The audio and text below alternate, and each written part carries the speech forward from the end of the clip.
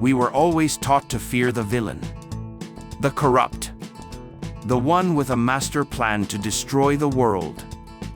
But Dietrich Bonhoeffer, theologian, pastor, Nazi prisoner, warned us about something far more dangerous from his jail cell.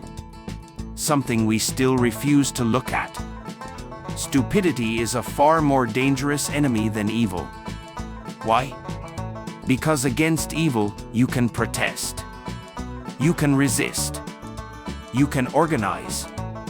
Against stupidity, you are defenseless. Hold on. Bonhoeffer wasn't talking about intelligence. This isn't about IQ. It's not ignorance. It's something far worse.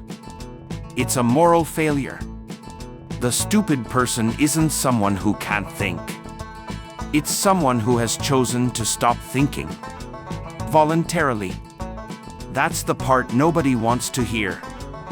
They let themselves be possessed by the roar of the crowd. They become an instrument, an amplifier of other people's ideas that they no longer question. That's why reasoning with a stupid person is impossible. You're not talking to them. You're talking to the slogans living inside them. And slogans don't debate. Look around. Why are cities unaffordable? Why do we keep following gurus who rob us blind? Why do we elect leaders who lie to us and then re-elect them? It's not just the evil at the top. It's the functional stupidity at the bottom that keeps validating the system.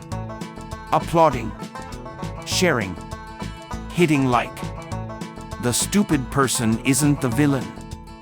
They're the necessary accomplice. Without an army of people who stopped questioning the obvious, tyrants and con artists have no power. None. Bonhoeffer saw it in Nazi Germany. We see it in our news feeds every single day. The scale changed. The mechanism is exactly the same. And here's the part that stings the most. In any argument, the intelligent person always loses. Always. Because the intelligent person has to be consistent, has to have evidence, has to build an argument. The stupid person only has to be loud. And in a volume war, loud always wins. Stupidity isn't defeated with arguments.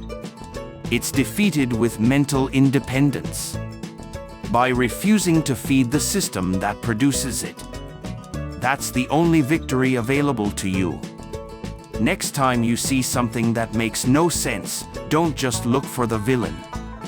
Look for the collective stupidity that allows it to exist. It's always there. Right in front of you.